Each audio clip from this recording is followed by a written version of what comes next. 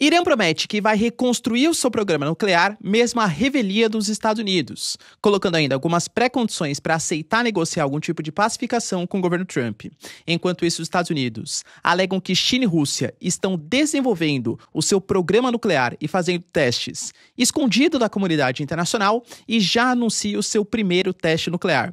Vai lembrar que essa corrida armamentista desperta também a Europa, com um país como Finlândia falando em uma nova era nuclear. Falar um pouquinho também, galera, sobre a Ucrânia, que recebe equipamentos modernos no mundo ocidental e pressiona os russos em favor de uma negociação, e já existe uma pressão grande contra Sergei Lavrov, ministro das Relações Exteriores, que pode ser considerado como um traidor nacional. Será que finalmente a Rússia vai aceitar negociar? Falar um pouquinho também, galera, sobre a situação que se estabelece entre Venezuela e Estados Unidos, já que os americanos estão revitalizando uma base importante ali na região do Caribe e o Trump garante que o Maduro está com os dias contados, e a mídia americana, a partir de informações privilegiadas, coloca que o Trump já prepara operações contra o outro país, o seu vizinho do sul, inclusive mais responsável pela entrada de entorpecentes do que a própria Venezuela, que é o México. Sim, existem operações programadas contra o território mexicano. Vale lembrar que, além disso, tivemos informações que Cláudio Castro, governador do Rio de Janeiro, pediu para que os Estados Unidos também considerem as organizações brasileiras como organizações terroristas. E claro que isso levanta a suspeita. Teremos intervenções, então, dos Estados Unidos em solo nacional? Para finalizar, pessoal, falar um pouquinho também sobre a situação da Nigéria, que alega que aceitaria cooperar com os Estados Unidos para combater os extremismos, desde que não houvesse falta de soberania nacional. Será que vai rolar? Se vocês querem entender um pouco mais sobre esses assuntos, e muito mais também sobre geografia, geopolítica, atualidades, política, polêmicas, enfim, tudo para você se manter sempre bem atualizado, já se inscreve no canal, deixa seu like e compartilha esse vídeo, que o professor Ricardo conta muito com a sua ajuda. Belezinha?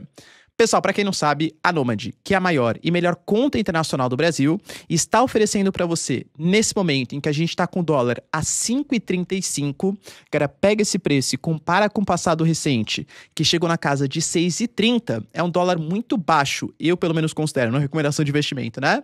Para você começar a montar suas posições, e com a Nomad, na sua primeira conversão cambial, você já tem um descontaço de 15 centavos por dólar convertido. Cara, presta atenção, ó, a Nomad é usado por mais de 3 milhões de pessoas, inclusive eu aqui que vos fala. Utilizei para montar minhas posições em viagens internacionais, ao invés de pagar com cartão de crédito, com as taxas inerentes, nem sei qual vai ser o valor do dólar quando chegar a fatura. Você já vai comprando no momento em que você acha mais conveniente. A Nomad aceita em mais de 180 países e ainda tem uma série de benefícios no próprio aplicativo. Você pode ter acesso, por exemplo, ao cartão de crédito da Nomad, que é a Nomad Explore, cartão de crédito que eu uso. Cara, você já vai ter que gastar o dinheiro, né, no restaurante, conta de luz, conta de água. Pagando com o cartão da Nomad, você tem acesso a cashback em dólar, pontos que não expiram para você trocar por produtos, serviços, além de vários benefícios, como, por exemplo, acesso ao Nomad Lounge, que é a sala VIP da Nomad em suas viagens internacionais. Cara, confere lá, tá? É de graça, não paga nada. E já existem mais de 3 milhões de pessoas usando em território nacional. Então, link na descrição ou QR Code na tela para vocês, cupom Ricardo15 e tem acesso à melhor conta internacional do Brasil. Tamo junto? Então bora lá pro vídeo, pessoal. Seguinte, como eu trouxe para vocês na introdução, de fato tivemos uma notícia polêmica, tanto falada pelo Pezeshkian, que é o presidente do Irã, como também colocada pelo Ali Khamenei, que é o chefe supremo, o ayatollah iraniano. O Irã vai retomar o seu programa nuclear. A gente sabe que a Guerra dos 12 Dias teve como consequência para o Irã ataque a Natanz, a Fordow e a Isfahan, que eram os centros nucleares do território. Claro, galera, a gente não sabe exatamente quais foram os impactos. Eu trouxe para vocês na época que os ataques aconteceram, que uma série de cientistas foram eliminados com os ataques de Israel e também dos Estados Unidos, e que as bases nucleares também foram atacadas. Agora, o quanto que foi comprometido realmente acabou, e o urânio enriquecido, que alegava-se que o Irã tinha, ele foi deslocado para outros espaços? Lembra que até essa divergência de informações fez com que informações vazadas do Pentágono fossem para a mídia americana e tivessem colocado sob suspeita a eficácia do ataque dos Estados Unidos. Isso até teria motivado uma ação recente do Pentágono, do Departamento de Guerra agora dos Estados Unidos, que qualquer tipo de matéria de jornal que for ser veiculada sobre o que acontece no Pentágono, do Departamento de Guerra, deve passar pelo crivo antes da Casa Branca, ou seja, do governo americano. Que era uma série de mídias se revoltar, criticaram, falaram que era uma ditadura, uma falta de censura, uma censura ali, uma falta de liberdade de expressão. Mas os americanos falam que é um respeito à política de Estado, que é um setor essencial, então deve ser preservado, né? Enfim, galera, por conta desses ataques, a gente sabe que, assim, se não foi destruído, pelo menos atrasado foi, claro, o programa nuclear iraniano. Passado alguns meses, Pezeshkian, presidente do Irã, garantiu que destruir prédios ou fábricas não vai criar um problema para nós. Inclusive, nós vamos voltar ainda mais fortes. O Irã não está impedido de fazer nada e tudo será destinado a resolver os problemas do povo, contra doenças, saúde, pessoas. Cara, vale lembrar que o Irã, mesmo com o programa de enriquecimento de urânio, que passava dos limites que seriam para fins pacíficos, alegava que o seu programa era somente para fins pacíficos. Você enriquece urânio ou para fins bélicos, né, então para fazer armamentos, tal, ou para fins pacíficos, fins medicinais, fins energéticos. O Irã garante que era somente para finalidade pacífica. Vai lembrar que além das sanções dos Estados Unidos, a gente também teve países como Alemanha, Reino Unido, França, que tinham assinado o acordo com o Irã, saindo do acordo agora nesse segundo semestre, alegando que o Irã não estava se comprometendo com os limites de enriquecimento de urânio previstos no acordo finalizado lá em 2015, Obama e Irã. Claro, né, galera, que depois o Trump saiu, aí o Irã depois foi lá e alegou, tá vendo? Como os americanos saíram, a gente vai começar a enriquecer urânio, vai deixar a fiscalização da AIA, da Agência Nacional de Energia Atômica. Independente, galera, dessas questões, é fato que o Irã, inclusive em parceria com a Rússia, foi assinada uma parceria de cooperação, inclusive do ponto de vista militar e nuclear, vai desenvolver novamente o seu programa nuclear. Professor, e será que não tem alguma chance de algum tipo de acordo? Então, o Omã, que é um país importante na tentativa de mediação de Estados Unidos e Irã, inclusive as poucas não, foram bastante, tá? Mas as reuniões que aconteceram entre Estados Unidos e Irã raramente foram negociações diretas, foram negociações indiretas. Com o Omã, tomando as rédeas da negociação, falou que quer convidar de novo os dois países para evitar uma escalada nuclear. O Ali Khamenei colocou que ele até aceitaria conversar com os Estados Unidos, desde que fossem negociações sinceras, e colocando 3 pré-condições. O chefe supremo do Irã garantiu que os Estados Unidos devem parar de apoiar Israel, ter o fim das bases militares também no território do Oriente Médio e parar de intervir nos governos locais. Cara, convenhamos que eu não acho que os americanos vão cumprir exatamente essas obrigações, né? Então, muito possivelmente, a gente não vai ter conversações, pelo menos em alto nível, entre Estados Unidos e Irã. Além disso, o Trump também garantiu, trouxe para vocês ontem, na semana passada, que ele vai voltar a fazer exercícios nucleares. Os Estados Unidos, ele é signatário de um acordo de 96, assim como os quase outros 180 países, que impede a realização de testes nucleares. Professor, mas eu vi que na semana passada a Rússia testou o Burevestnik, testou o Poseidon, que faz um tsunami nuclear. Cuidado, a Rússia testou equipamentos que podem carregar ogivas nucleares, mas a Rússia fala que não estava equipado com ogivas nucleares, não foram testes nucleares. Aliás, a antiga União Soviética e os Estados Unidos juntos realizaram durante a Guerra Fria quase 1.800 testes nucleares. Pelo que a gente sabe, desde a assinatura do tratado em 96, por mais que os americanos nunca tenham ratificado e a Rússia saiu em 2023 desse acordo, não foram realizados novos testes nucleares. O Trump garantiu que é mentira. Inclusive colocou que a Rússia testa, a China testa, mas eles não falam nada sobre isso. Por mais poderosos que sejam, Rússia e China, esse é um mundo muito grande. Você não necessariamente sabe onde eles estão fazendo os testes. Eles fazem testes locais de grande profundidade, onde as pessoas nunca vão saber que ele de fato está acontecendo. A Rússia, enquanto eu gravo para vocês, não respondeu a essas acusações que fazem testes nucleares secretos, e a China garantiu que, historicamente, sempre esteve comprometida com as organizações internacionais, com a desnuclearização, tudo tal, e que não realiza testes nucleares, isso comprovado, né, por grande parte aí das das organizações, da mídia, da comunidade internacional. Vale lembrar que a mídia americana já coloca que o primeiro teste deve acontecer agora em novembro ou no mais tardar em dezembro com o míssil Minuteman III, ali na base da Califórnia, um míssil balístico internacional que pode também ser carregado com ogivas nucleares. Professor, vai ser um teste nuclear? Não sabemos. Lembrando que o próprio Estados Unidos garantiu que os testes nucleares não vão ser testes, né, com aquela fumaça de cogumelo, com grande poder de destruição, e sim testes subterrâneos, até mesmo com uma tática de dissuasão dos Estados Unidos. E vale lembrar que, como a China tinha, há cerca de pouco tempo atrás, 300 ogivas, hoje já tem cerca de 600. Deve ter até 2030, próximo de 1.000 ogivas. Estados Unidos e Rússia têm cerca de 5.000 ogivas cada um, e o mundo passa por uma corrida armamentista. Até o próprio Stubb, que é o chefe de governo da Finlândia, demonstrou preocupações.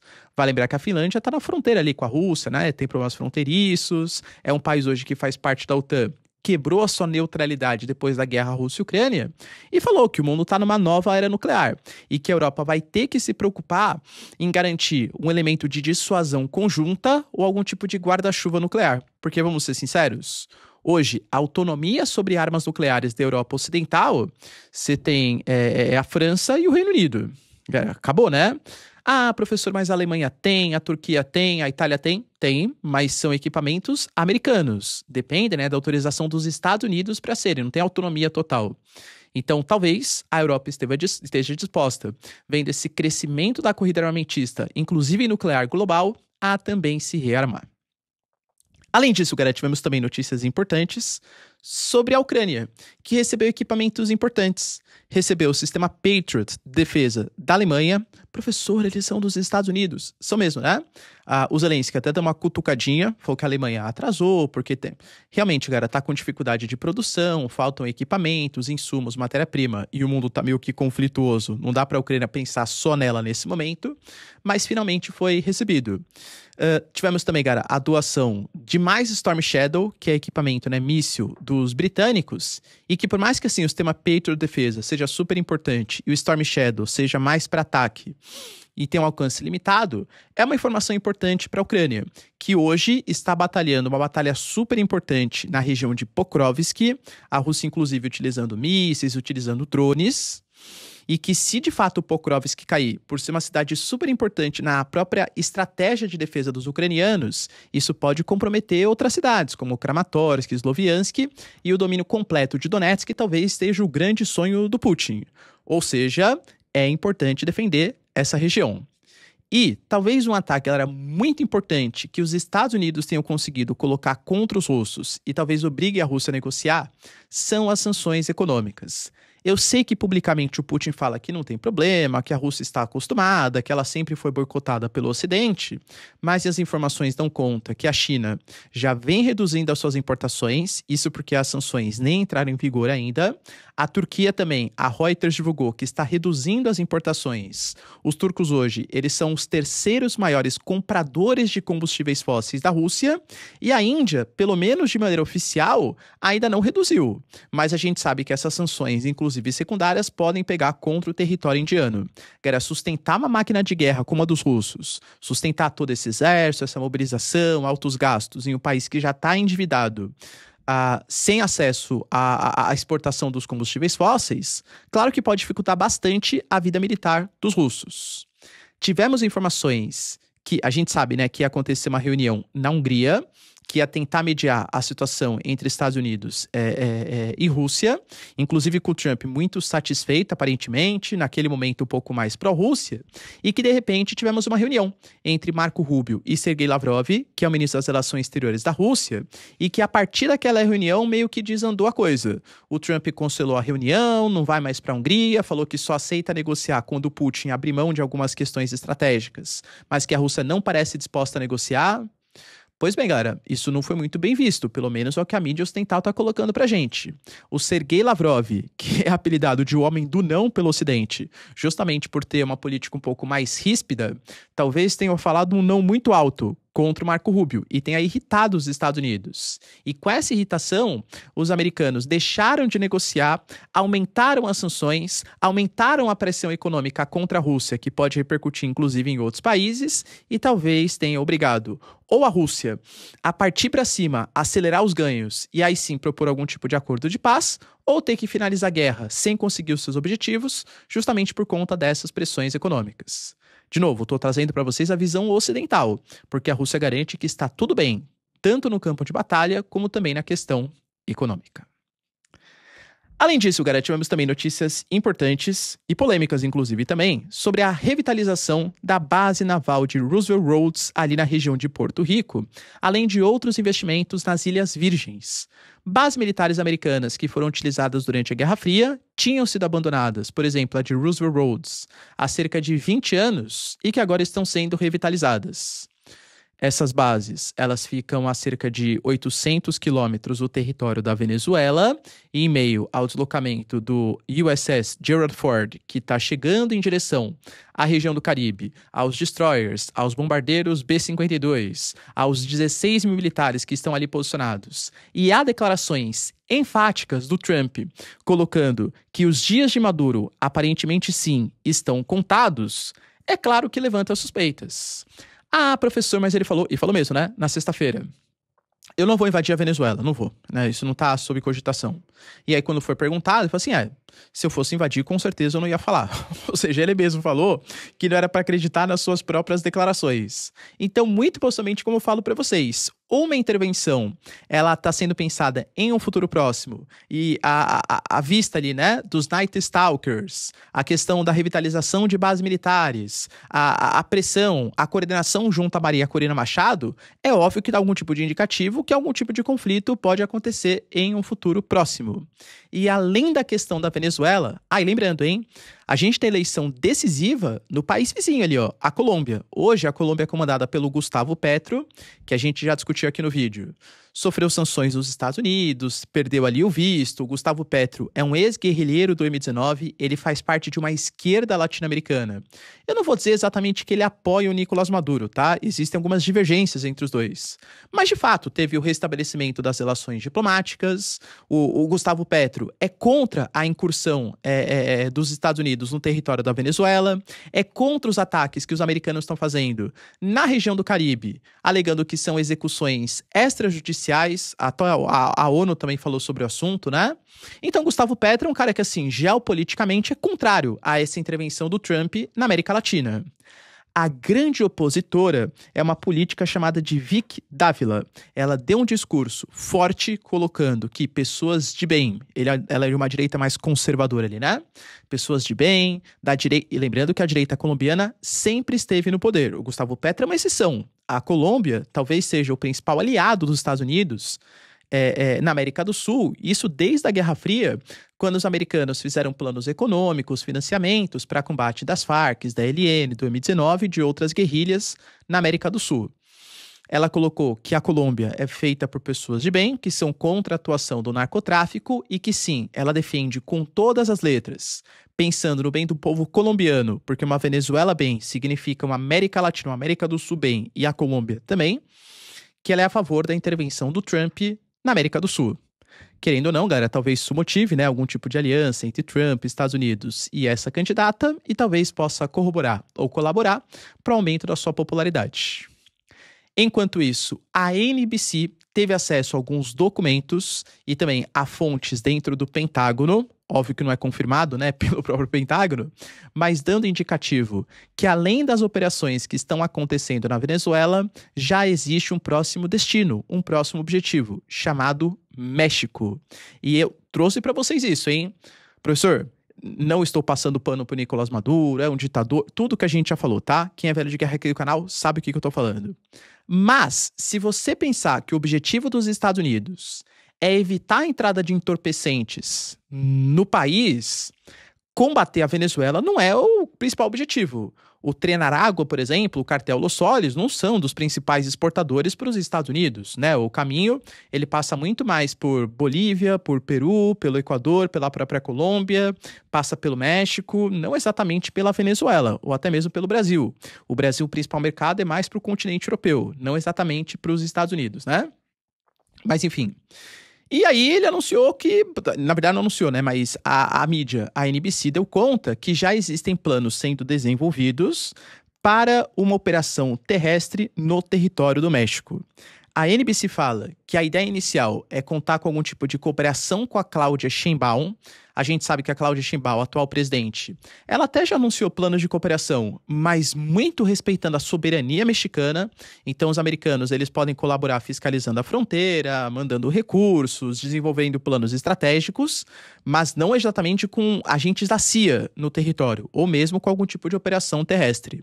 Vale lembrar que com a designação de que grupos terroristas estão no território mexicano, isso facilita uma operação sem autorização do México.